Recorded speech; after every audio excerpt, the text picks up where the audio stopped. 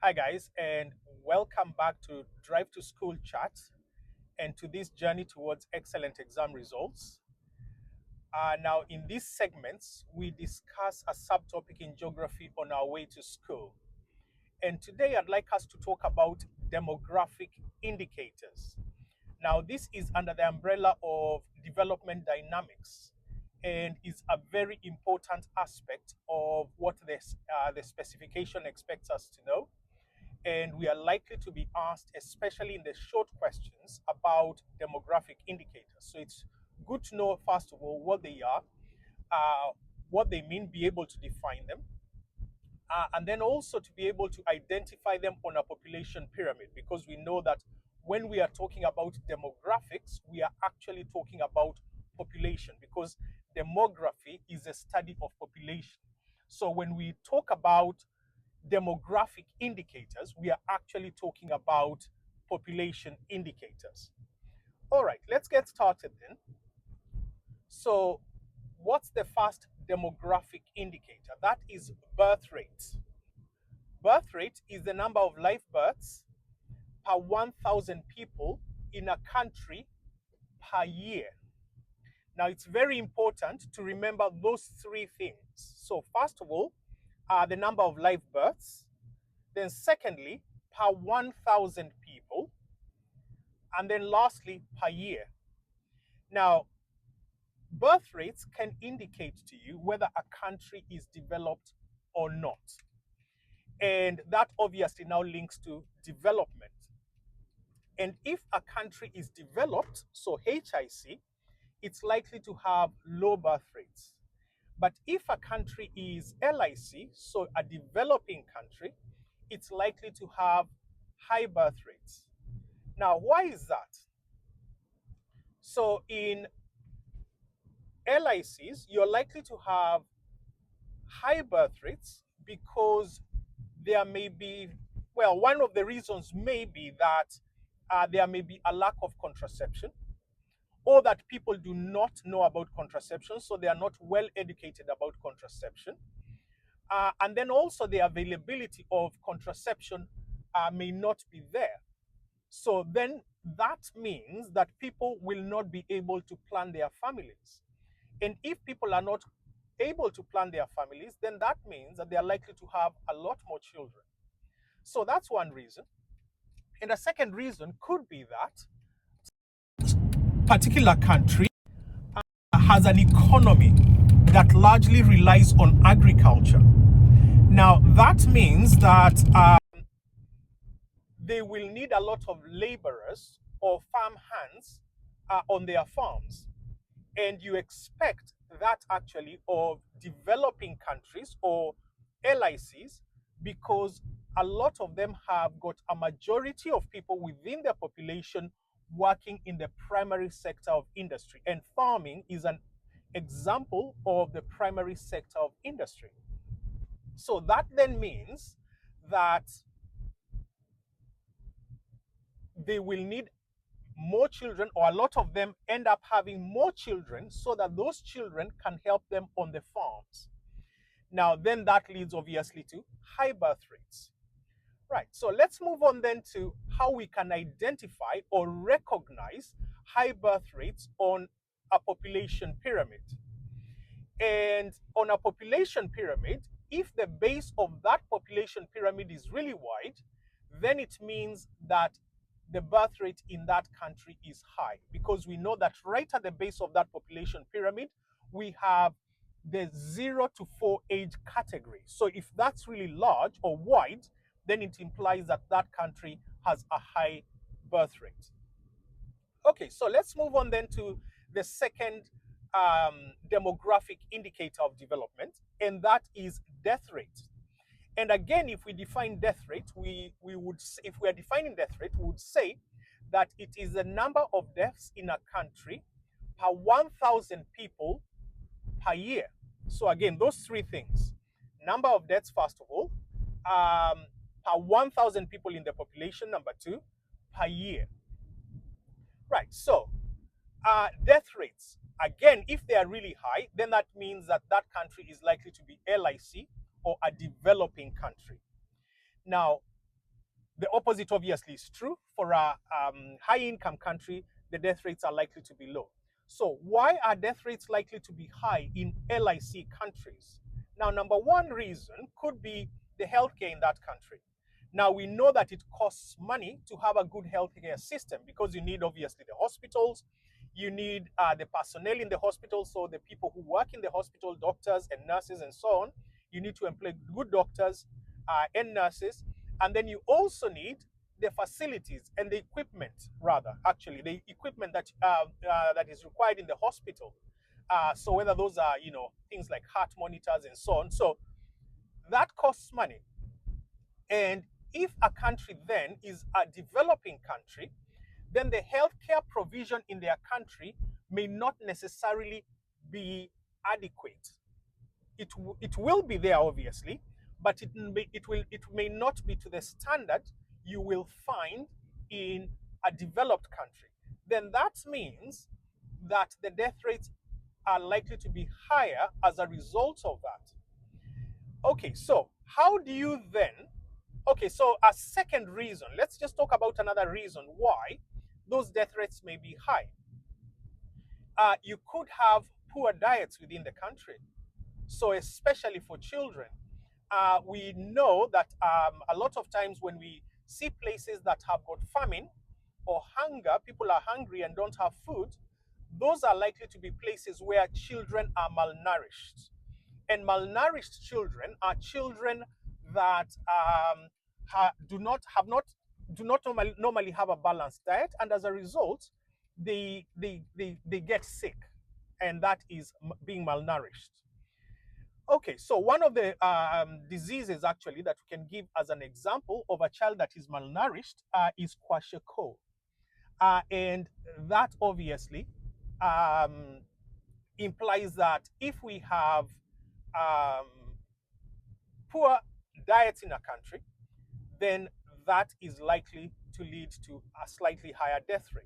Now, then we have infant mortality, which is also related to this, because infant mortality now is a third demographic indicator of development.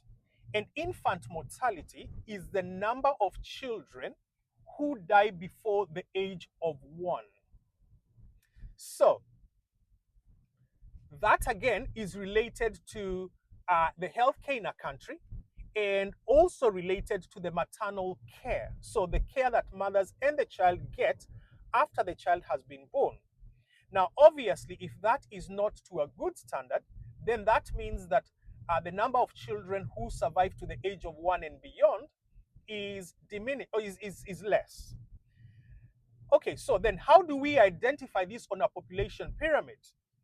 Now, on a population pyramid, if you have a large step between the first age category, which is 0 to 4, and then 4 to 8, if there is a large step in between those two, then that could indicate that that country has a high infant mortality rate because the children are not living, way beyond that 0 to 4 year age bracket. Okay, so that's infant mortality. And then we mentioned another one, which is maternal mortality. So let's just talk about that as well. So maternal mortality is the number of mothers, and this is the fourth demographic indicator, is the number of mothers who die during childbirth per 100,000 people in the population per year. Now, this time round, it's not per 1,000 people, but it's per 100,000 people in the population per year. Okay, so if mothers are dying during childbirth, then that means again, maternal care and medical care may not be to a good standard in that particular country. So again, it's likely to be a low income country. Now, moving on then to the fifth demographic indicator of development, and that is life expectancy. Life expectancy is how long somebody living in a country can expect to live. And that is determined again by the healthcare in that country, mostly by the healthcare, and of course diets as well. but mainly healthcare. Because if you have a good healthcare system, then it means that people will live longer because they will get attended to and treated if they have medical needs. And as a result of that, they will have a longer life. So long life expectancy or life expectancy can be then identified on a population pyramid by looking at the top part of that population pyramid. And again, if the population pyramid is narrowing significantly and at the top and earlier, then that will imply that the life expectancy in that country is low. But then if it doesn't narrow that much at the top, and also does not narrow early, then that implies that that country has a long life expectancy and therefore is likely to be HIC or a developed country. Okay, so on to the sixth, I think, sixth demographic indicator of development, and that is dependency ratios. Now, dependency ratio is the proportion of people that are between the age of 0 to 14 and those above the age of 65 compared to the economically active people in that population. Now, what does that mean?